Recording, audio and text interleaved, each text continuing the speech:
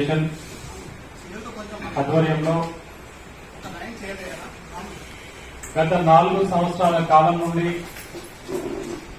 Assigned భూములు కలిగి ఉన్నటువంటి పేదలు, ముఖ్యంగా ఎస్సీ ఎస్టీ బలహీన వర్గాల వద్దే ఇవి ఉన్నాయి కాబట్టి వాళ్లకు ఒక న్యాయం జరగాలి, ఆ భూమిపై పూర్తి హక్కులు కలగాలని చెప్పేసి అనుక్షణం తప్పిస్తూ మరి పోరాటం చేస్తూ ఎమ్మెల్యేలు గాని, ఎమ్మెల్సీలు గాని, పార్లమెంటరీలు గాని, మంత్రులు గాని ప్రతి ఒక్కరి దగ్గరికి వెళ్లి వినతి పత్రాలు ఇస్తూ అయ్యా మా భక్తులుగా ఉన్నాయి, ఈ అసైన్డ్ భూములు మా దగ్గర ఉన్నాయి కానీ అవసరం పడితే మేము ఒక లీజు పెట్టుకోలేము, అమ్మలేము, కొనలేము, దానిపైన కట్టడాలు కూడా చేయలేము, దానిపైన మాకు ఎలాంటి లాభాలు కలగడం లేదు కాబట్టి మాకు ఒక జీవనాధార సమస్య, ఈ భూమి సమస్య, దాని విషయంలో న్యాయం చేయాలని చెప్పేసి మన శివయ్య గారు అల్పేరుగని పోరాటం చేస్తున్నారు.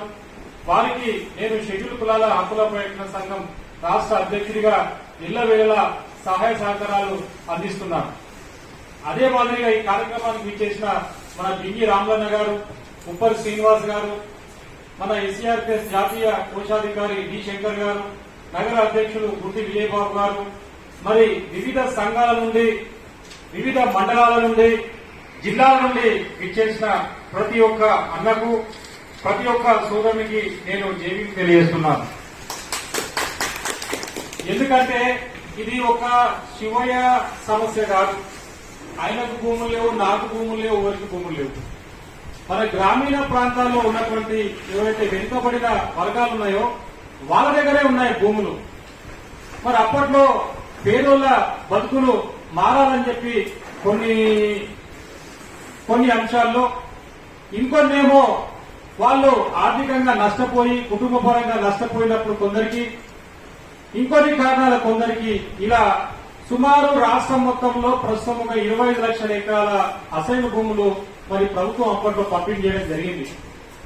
అసైన్డ్ భూములు అంటే పేదల భూములు, అసైన్డ్ భూములు అంటే ఎస్సీ ఎస్టీల భూములు, బలహీన వర్గాలు, మైనార్టీల భూములు.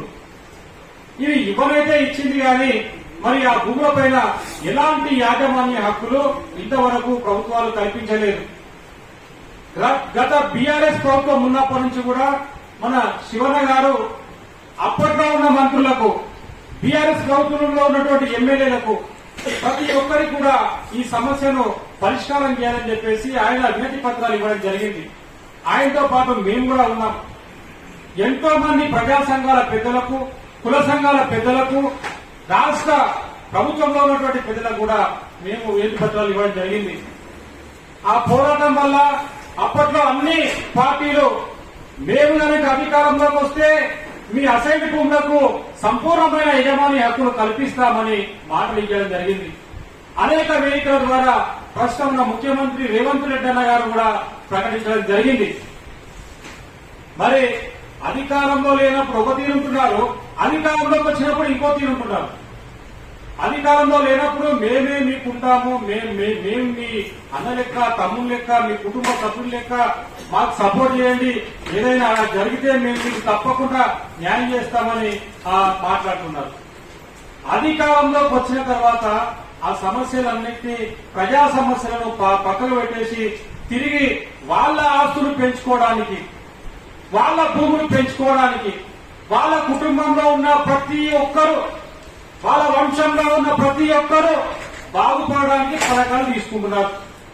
మొన్నటికి మొన్న చూస్తే ఎస్సీ భూములు, కోకాపేట భూములు, ఇలా రకరకాల వందల ఎకరాల ప్రజల భూములను, ప్రభుత్వ భూములను వేలాలు వేసి లక్షల కోట్లు సంపాదించే పనిలో ఈనాడు ప్రభుత్వాలన్నీ నిమగ్నమైపోయి ఉన్నాయి.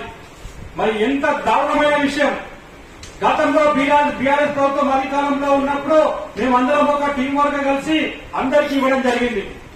అధికారంలో ఉన్న వాళ్లకు, అధికారంలో లేని వాళ్లకు, ప్రతిపక్షంలో ఉన్న వాళ్లకు అన్ని పార్టీల ప్రజలకు ఇవ్వడం జరిగింది. మరి ఈ రోజు జరిగింది ఏంటంటే కాంగ్రెస్ ప్రభుత్వం వచ్చి సుమారు 18 నెలల కాలం జరిగిపోయినా ఈనాడు ముఖ్యమంత్రి గారు మరి ఒక్క స్టేట్మెంట్ కూడా ఇవ్వడం లేదు. వాళ్ళ మేనిఫెస్టోలో ఉన్న వాటిని, మేనిఫెస్టోలో లేని వాటిని వాళ్ళకి ఇష్టం వచ్చిన వీటిని వాళ్ళు మరి చేసుకుంటున్నారు తప్పించి పేదలకు ఏవైతే సమస్యలు ఉన్నాయో వాటి పట్ల మాత్రం వాళ్ళు మాట్లాడడం లేదు. చేస్తాము కొంచెం ఆగండి అని కూడా చెప్పడం లేదు. చాలా దారుణమైన విషయం. కేవలం ఎస్సీ ఎస్టీ బీసీ మైనార్టీ వర్గాలను ఓటు బ్యాంకుగానే చూస్తున్నారు కానీ వాళ్ళ కష్టాలు వాళ్ళ కన్నీళ్లు తూడ్చాలనేది మాత్రం వాళ్ళకు ఆలోచన రావడం లేదు. మొన్నటికి మొన్న 3 నెలల కింద ఇందిరా పార్క్ లో వందల మందితో శివన్న గారు అక్కడ ఒక ధర్నా నిర్వహించడం జరిగింది. అనేక మంది పెద్దలు ఆ ధర్నా కార్యక్రమానికి రావడం జరిగింది.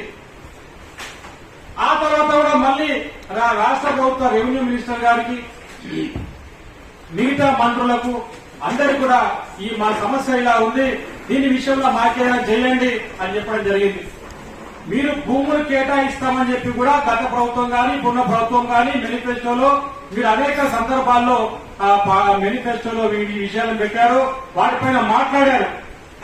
మీరు మాకు భూములు కేటాయించే అవసరం లేదు, మాకు ఉన్న భూములకు మాకు రక్షణ కల్పించమని మేము అసైన్డ్ ల్యాండ్స్ వెల్ఫేర్ అసోసియేషన్ ద్వారా వేడుకుంటున్నాం ప్రభుత్వాన్ని.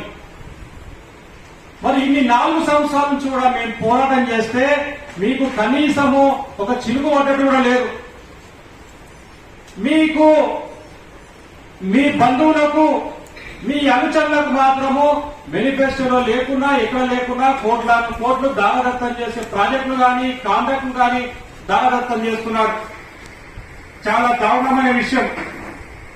ఇలా మన మీకు వచ్చిన ప్రతి ఒక్కరూ కూడా మన ప్రతి మండలాల్లో ప్రతి గ్రామంలో ప్రతి విలేజ్ లో మరి ఈ అసంతకూల విషయాన్ని మనము చాలా గట్టిగా తీసుకోవాల్సిన అవసరం ఉంది. ఇప్పుడు కాకపోతే మరెప్పుడు జరగదు. రాష్ట్రం మొత్తము మన నాయకులు చుట్టొచ్చారు అసంతకూల విషయం మీద. ఏ ఆర్గనైజేషన్ కూడా పనిచేసలేదు ఇంత గట్టిగా. కాబట్టి ఇప్పుడైనా సరే ఇక్కడికి ఈ రోజు మనం ఇంతమంది వచ్చామా రాలేదన్నది ముఖ్యం కాదు. ఈ తర్వాత మనం అందరం కూడా దీన్ని ఒక పెద్ద ఉద్యమంలో ఉప్పేలా ప్రతి మండలానికి ప్రతి గ్రామానికి తీసుకెళ్లి ప్రభుత్వం మీద ఒత్తిడి తీసుకొస్తే గానీ ఈ సమస్య అనేది పరిష్కారం కాదని నేను తెలియజేస్తూ నాకు ఈ అవకాశం ఇచ్చిన మన శివయ్య గారికి వారి మిత్రులకు మరి సహకరిస్తున్న ప్రతి ఒక్కరికి నేను ఈ సందర్భంగా ధన్యవాదాలు తెలియజేస్తున్నాను. దీన్ని మరింత ఉధృతంగా ప్రజల్లోకి తీసుకెళ్లవలసిన అవసరం ఉంది. ఈ డిమాండ్ సాధించుకోవాల్సిన అవసరం ఉందని తెలియజేస్తూ మీ అందరికీ కూడా మరొకసారి జై భీమ్లో ధన్యవాదాలు.